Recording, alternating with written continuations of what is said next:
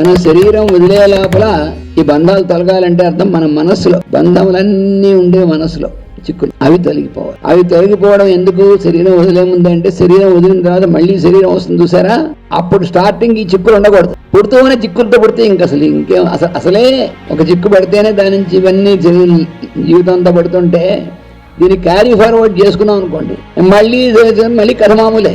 అలా ఉండేప్పుడు ఏమవుతుంది, కొన్ని వేల జన్మలు అలా వెళ్ళిపోతూ ఉంటాయి. ఎప్పుడుకో కానీ చిక్కులు వేసుకోవడం నుంచి బయటపడేటువంటిది ఇది రాదు.